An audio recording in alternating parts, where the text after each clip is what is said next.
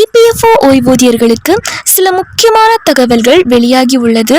So இதை பற்றி தான் இந்த வீடியோவில் தெளிவாக நம்ம பார்க்க போகிறோம். இபிஎஃப்ஓ பென்ஷன் ஓய்வூதியர்களுக்கு நாளை முதல் சில முக்கிய மாற்றங்கள், புதிய விதிகள் மற்றும் பல முக்கிய தகவல்களும் வெளியாகி உள்ளது. அது மட்டும் இல்லாமல் ஓய்வூதியர்களுக்கு 50,000 ரூபாய் அப்படின்ற மாதிரியும் தகவல்கள் அப்படின்றது வெளியாகி இருக்கு. ஸோ இதை பற்றின முழு தகவலும் தெரிஞ்சுக்க இந்த வீடியோவை கடைசி வரைக்கும் முழுமையாக பாருங்க.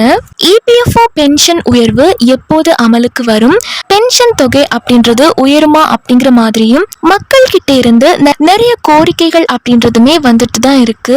அண்ட் மக்கள் பார்த்தீங்க அப்படின்னா நீண்ட காலமாக இபிஎஃப்ஓ பென்ஷன் உயர்வுக்காக காத்திருக்காங்க.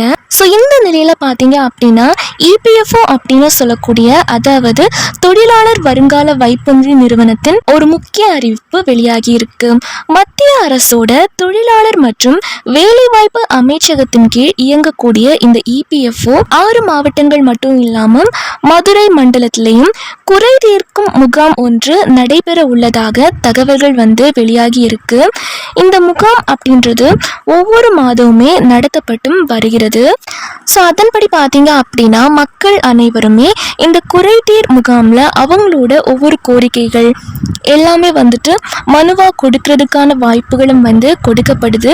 ஸோ அதே மாதிரி இந்த மாதமும் 2025 டிசம்பர் 29ஆம் தேதியும் காலை 9 மணி அளவில் இந்த முகாம் அப்படின்றது நடத்தப்பட்டுச்சு. ஸோ இந்த முகாமில் பங்கேற்று தங்கள் குறைகளை தீர்க்க அந்தந்த மாவட்டங்களில் போயிட்டு இந்த கூட்டத்தில் பங்கேற்கலாம் அப்படின்ற மாதிரியும் சொல்லியிருந்தாங்க. ஸோ நிறைய பேர் அந்த கூட்டத்திலே பங்கேற்றிருந்தாங்க. இந்த முகாம்கள் அப்படின்றது எந்தெந்த மாவட்டங்களில் நடத்தப்பட்டுச்சு அப்படின்னா, தேனியில் இருக்கக்கூடிய RR சர்வதேச பள்ளி, அதுக்கப்புறமா பார்த்தீங்க அப்படின்னா திண்டுக்கல் காந்தி கிராமத்தில் காந்தி கிராம அறக்கட்டளையின் மத்திய மண்டல அலுவலகத்திலும் நடைபெற்றது.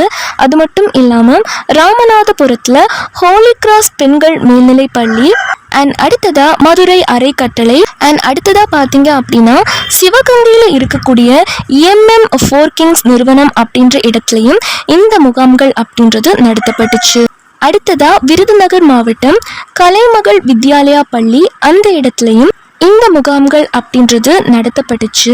இன்னுமே பார்த்தீங்க அப்படின்னா அரசு ஓய்வூதியர்களா இருக்கக்கூடியவங்க மட்டும் இல்லாம பல்வேறு பென்ஷன் வாங்கக்கூடிய, பல்வேறு பென்ஷன் திட்டத்தின் மூலமாக பயன்படக்கூடிய ஓய்வூதியர்கள் இருக்காங்க பார்த்தீங்களா, அவர்களும் தங்களுக்கு கிடைக்கக்கூடிய ஓய்வூதிய பண பலன்கள் தொடர்பான என்ன குறைகள் இருந்தாலும் சரி, தங்களோட குறைகளை நிவர்த்தி செய்வதற்காகவே இதே மாதிரி பொள்ளாச்சி அஞ்சலக ஓய்வூதியர்கள் குறை தீர்க்கும் நாள் என்னைக்கு அப்படின்னா ஜனவரி 2ஆம் தேதி அப்படின்னு சொல்லியிருக்காங்க.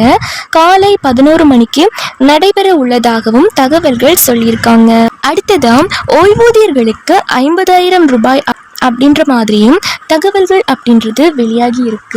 அதாவது அரசு நிதித்துறை ஒரு முக்கியமான அரசாணை ஒன்று வெளியிட்டிருக்காங்க. எதை பற்றி அப்படின்னா ஃபேமிலி செக்யூரிட்டி ஃபண்ட், அதாவது FSF அப்படின்னு சொல்லுவாங்க.